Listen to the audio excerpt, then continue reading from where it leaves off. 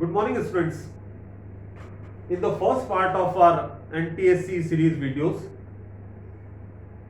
here we are going to discuss about the RBSc syllabus, and we will be starting with history part, the history of Mewar. Social science generally एक कहा जाता है कि social science या तो student को बहुत पसंद होती है या बिल्कुल भी पसंद नहीं होती। नॉर्मली तो कोई नहीं लेता है, यानी कि हाँ सो वाला नहीं होता है। नहीं पसंद होने का सबसे बड़ा रीजन क्या है? प्रिजुडाइसेस, पूर्वाग्रह। पहले से मान के बैठे नहीं मेरे से नहीं होगी, मेरे से लर्न नहीं होता है, मैं लर्न नहीं कर सकता हूं। तो ये एक कॉमन प्रॉब्लम है which we have to overcome, और इसको ओवरकम करने का बेस्ट तरीका है स्टार्ट लर्निंग। बिना ये सोचे कि मेरे से नहीं होता है, आप पॉजिटिव एटीट्यूड के साथ शुरुआत करें।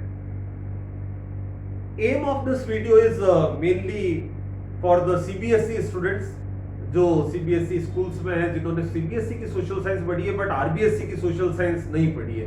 एनटीएससी के फर्स्ट लेवल में स्टेट बोर्ड का पैटर्न फॉलो होता है, और ये माना जा रहा है कि इस बार भी आरबीएससी का पैटर्न ही फॉलो होगा।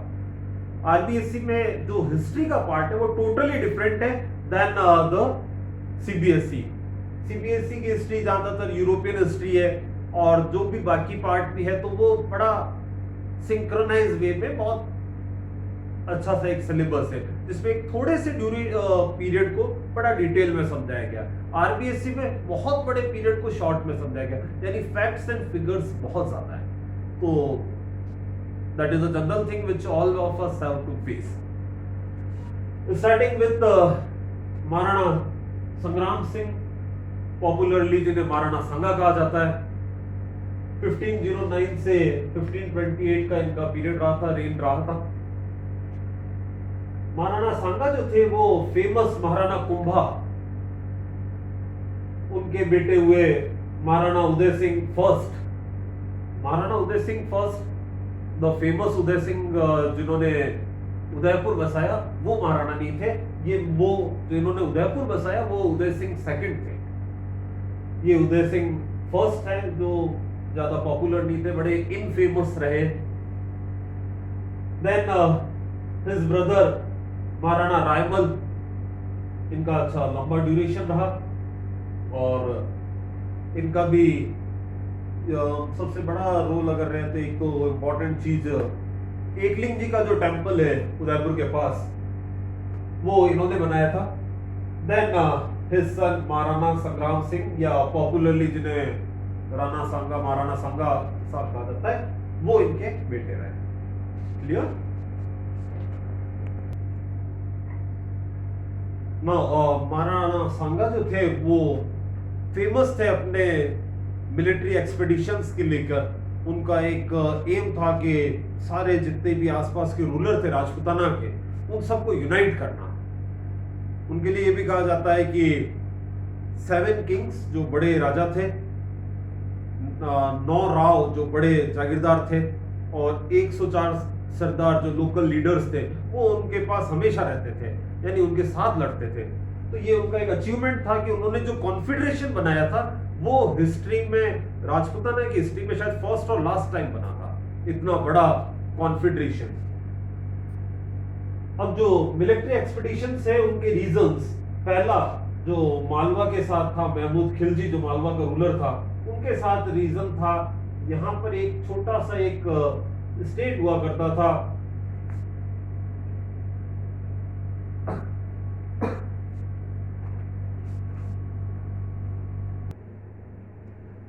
तो डिस्प्यूट का रीजन था मालवा के यहां पर एक छोटी सी एक प्रोविंस थी जिसे कहते हैं चंदेरी, और इसके रूलर थे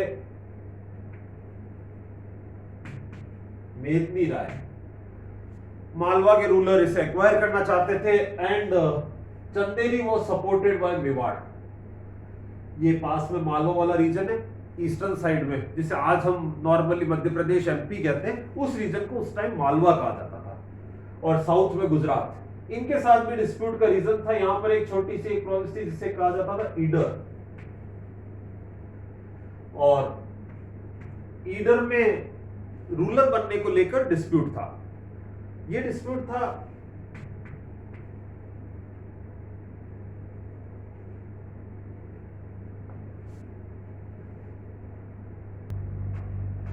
ईडर में Bharmal was supported by Muzaffar Shah जो गुजरात के रूलर थे। ये चाहते थे कि भारमल रूलर बने और मेवाड़ के महाराणा सांगा चाहते थे रायमल लीडर बने। Ultimately Raimal became the ruler. तो ये चीज को लेकर एक इनका डिस्प्यूट चल रहा था। बाद में उनकी यूनाइटेड फोर्सेस ने भी अटैक करा, बट इन सब में महाराणा सांगा गॉट द विक्ट्री, वो ही जीतते रहे। तो ये इस तरह का कोई मालवा और गुजरात के साथ इनका डिस्प्यूट। फिर आता है major dispute Ibrahim Lodi.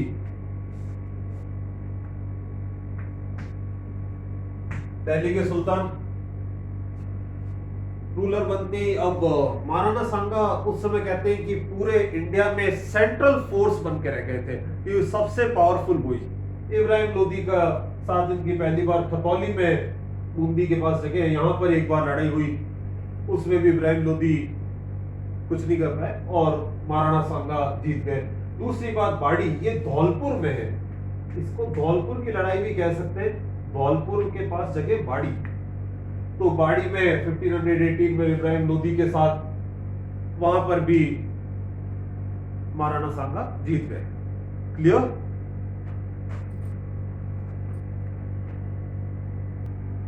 Next Babar, जिन्होंने इंडिया में मुगल डायनेस्टी को एस्टैब्लिश करा। 1526 में उन्होंने इब्राहिम लोदी को हरा दिया था।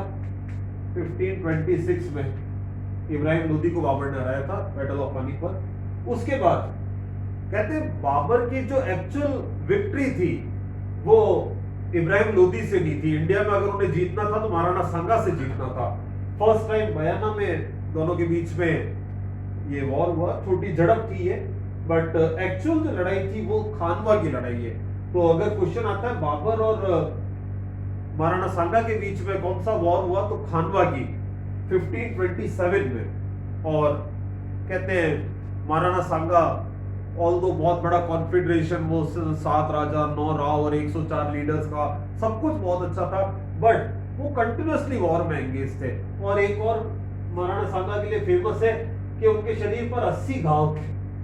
पहला गांव तो उनको उनके भाई ने दिया था, पृथ्वीराज सिसोदिया जो सबसे बड़े भाई थे। महाराणा सांगा 4 भाई थे, चारों भाइयों में सबसे बड़े पृथ्वीराज, जिनको उम्मीद थी कि राजा वही बनेंगे। बचपन में किसी संत के पास गए और उनसे पूछा कि हम में से राजा कौन बनेगा। संत ने शायद ऐसा कह दिया कि महाराणा सांगा को कि राजयोग तो इस बच्चे के हाथ में। तो पृथ्वीराज बड़े नाराज हुए और उन्होंने अटैक कर दिया। महाराणा सांगा की एक आंख बचपन में ही फूट गई थी। तो इन सब वॉर्स में चलते चलते महाराणा सांगा कहते हैं कि खानवा की लड़ाई में तो एक हाथ भी उनका कट गया था, पांव भी कट गया था, शरीर पर इतने घाव थे। खानवा की लड़ाई में महाराणा सांगा बेहोश भी हो गए थे। बेहोश होने के बाद जो उनके सामंत थे, उनके नोबल्स थे, उन सब ने उनको वहां से बाहर निकाल दिया। बाहर निकालने के बाद, क्योंकि वो बेहोश थे, उन्हें पता नहीं था, बाहर निकालने के बाद बड़े नाराज हुए कि ऐसा ऐसा हो गया, बाबर ने इतने लोगों को मार दिया। तो उन्होंने उसी समय कसम खाई कि जब तक बाबर को नहीं हराता मैं चित्तौड़ नहीं जाऊंगा। ये जो पूरी स्टोरी पढ़ रहे मेवाड़ की, इसमें उदयपुर कहीं नहीं है, क्योंकि अभी तक उदयपुर की स्थापना नहीं हुई है। ये सारे चित्तौड़ उनकी कैपिटल थी, वहीं से ये सब होता था। तो खानवा की लड़ाई के बाद महाराणा सांगा ने कसम खाई कि मैं कभी चित्तौड़ नहीं जाऊंगा।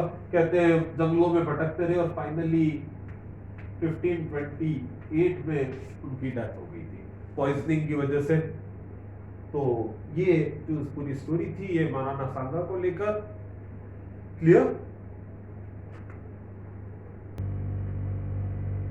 महाराणा सांगा जो थे उनके 4 बेटे थे, जिनमें सबसे बड़े थे Bhojraj.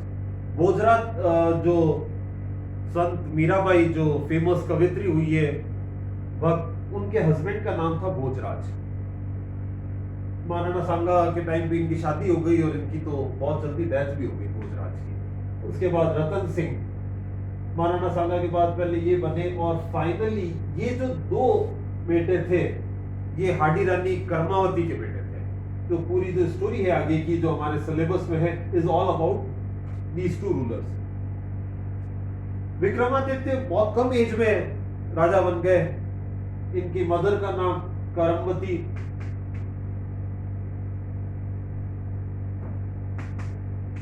and she was from Bundi state. और क्योंकि अब महाराणा सांगा की डेथ हो चुकी थी, मेवाड़ अब पहले जितना स्ट्रांग नहीं रहा था। तो कहते हैं गुजरात के रूलर ने चित्तौड़ पर अटैक कर दिया, विक्रमादित्य राजा बन गए। और ऐसा भी कहा जाता है विक्रमादित्य का जो बिहेवियर था अपने नोबल्स के लिए वो भी बहुत अच्छा नहीं था, तो ज्यादातर नोबल्स उनको पसंद नहीं करते थे, नाराज चल रहे थे। और इसी बीच गुजरात के जो रूलर थे बहादुर शाह, उन्होंने अटैक कर दिया। कहते हैं फर्स्ट टाइम अटैक करा तो कर्मावती ने कुछ पोर्शन जो था मेवाड़ का, कुछ पार्ट, एक किला नॉर्थ का, वो दे के उन्हें वापस भेज दिया। अगले साल फिर अटैक करते हैं और सेकेंड टाइम जब अटैक करते हैं तब दोनों ही बच्चे उनके छोटे होते हैं। तो इन दोनों को जो केयर टेकर थी उनकी, पन्ना धाय, जिन्हें सेक्रीफाइस के लिए जाना जाता है दुनिया में, तो पन्ना धाय के साथ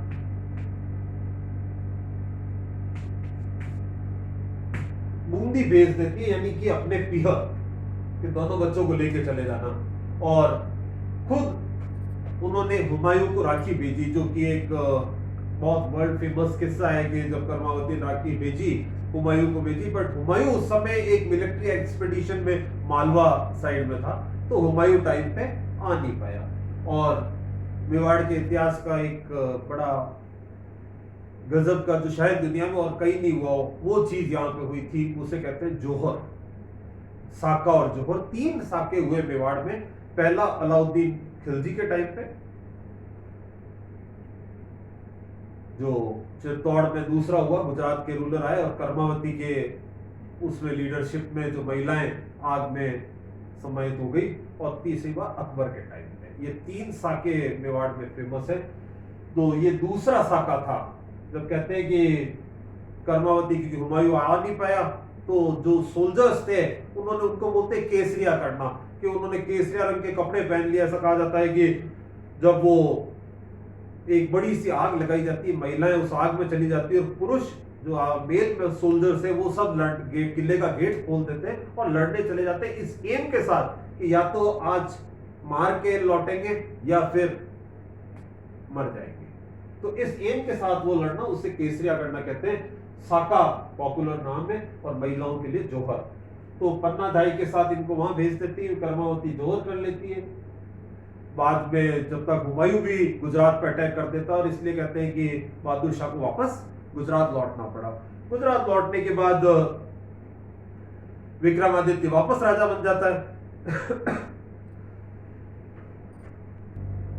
तो जब पन्ना धाई वहां से लौट के आते हैं तो विक्रमादित्य राजा बन जाते हैं। राजा बनने के बाद एक नाम आता है बनवीर का। बनवीर कहते हैं जो महाराणा सांगा थे, उनके एक भाई थे जिन्होंने उनकी आंख फोड़ी थी, पृथ्वीराज, उनकी संतान थी। तो उनको फैमिली में कोई रेस्पेक्ट नहीं थी, उनके कई सारे रीजन थे जिसकी वजह से वो उनको रेस्पेक्ट नहीं मिल पाई, और उनको राजा बनने की चाह, क्योंकि ऐसा माना जाता है कि बनवीर का नेचर भी अच्छा नहीं था और उसको बाहर भेज दिया था। पर वो वापस लौट के आता है, विक्रमादित्य को बेला फुसला के वापस चित्तौड़ में सेटल हो जाता है, और कुछ नोबल्स को भी वो अपने फेवर में कर लेता है, और एक माहौल बनाता है विक्रमादित्य के खिलाफ भी वहां पर आने के बाद, कैसा हो गया, और कि ये तो ननिहाल चले गए थे जब वॉर हुआ, ऐसा कुछ स्टोरीज पॉपुलर कल्चर में फेमस है। बनवीर एक दिन मौका देख के विक्रमादित्य को मार देता है। पन्ना धाय जो कि केयर टेकर थी उदय सिंह जी की, उनको ये बात पता चल जाती है कि बनवीर ने विक्रमादित्य को मार दिया राजा बनने के लिए, और अब वो उदय सिंह के ऊपर भी हमला करेगा।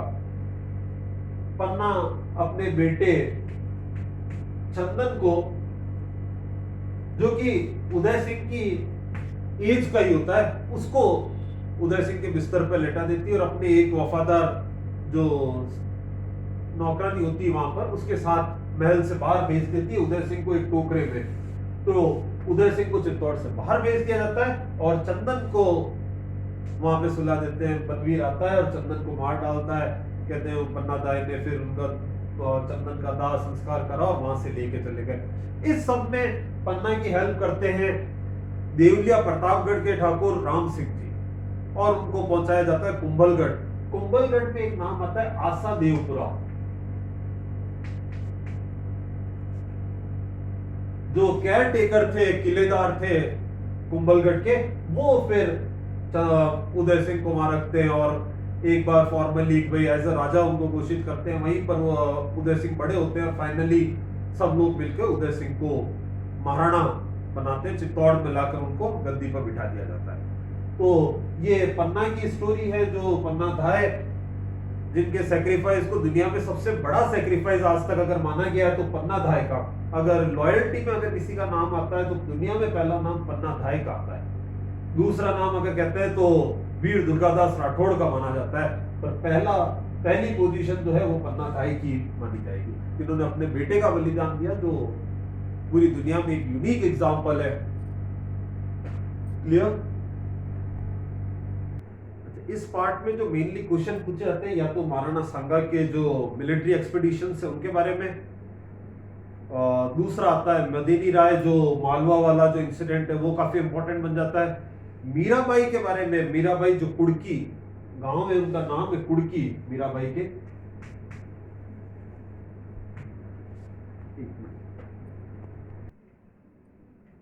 मीराबाई जिन रतन सिंह के घर में इनका जन्म हुआ था। रतन सिंह जो थे वो राव दूधा के बेटे थे, राव दूधा राठौड़ फैमिली ऑफ मेड़ता। उनकी बर्थ प्लेस जो है वो कुड़की मेड़ता, नागौर डिस्ट्रिक्ट में एक जगह है, छोटा सा टाउन है मेड़ता, उसके पास में इनका गांव कुड़की। और ये वाइफ थी भोजराज की, महाराणा सांगा के बेटे की, जिनकी बहुत जल्दी डेथ हो गई। मीराबाई कृष्ण भक्ति में ही लीन रहती थी, बहुत बड़े वो भक्त थे। इनिशियल ईयर्स उन्होंने, जब भोजराज की डेथ हो गई, फिर मेड़ता भी गए, मेड़ता से कहते हैं वृंदावन में उन्होंने कुछ टाइम निकाला, और लास्ट टाइम जो था उनका द्वारिका गुजरात में निकला। तो और उनके फेमस भजन मेरे तो गिरधर गोपाला, विक्रमादित्य ने कहते हैं उनके ऊपर बहुत जुल्म किए, बिकॉज वो नहीं चाहते थे कि जो राजघराने की महिलाएं हैं वो ऐसे मंदिर वगैरह में पूजा करें या भजन करें, तो वो चाहते थे वो जो एक डेकोरम है वो मेंटेन करें, और मीरा जो थे वो पूरी तरह से भक्ति में लीन थे। तो इस वजह से विक्रमादित्य और उनके बीच में भी प्रॉब्लम्स रही। क्लियर? पन्ना धाय जिनके बारे में इंपॉर्टेंट क्वेश्चन बन सकते हैं, उनके बेटे का नाम चंदन, जो मेवाड़ के लिए या मेवाड़ राजवंश के लिए जिन्होंने अपने प्राण दिए थे। दूसरा जो क्वेश्चन बनता है, उनको हेल्प करने वाले राम सिंह जी जो प्रतापगढ़ के पास के देवलिया ठिकाने के ठाकुर थे, उनका क्वेश्चन। या फिर कुंभलगढ़ में आशा देवपुरा जिन्होंने हेल्प करी इनको, उदय सिंह जी को बचपन में, तो ये इंपॉर्टेंट क्वेश्चन बन सकते हैं। कर्नल जेम्स टॉड का नाम, जिन्होंने इनको कहा कि सबसे बड़ा कॉन्फेडरेशन महाराणा सांगा ने बनाया। तो ये कुछ इंपॉर्टेंट क्वेश्चंस हैं जो आपको एक बार एनसीईआरटी बुक पढ़ने से काफी हद तक क्लियर हो जाएगा, और ये मेजर पॉइंट्स जो थे मैंने बोर्ड पे आपको मेंशन करा है। आई होप आपको ये वीडियो पसंद आया होगा। Thank you.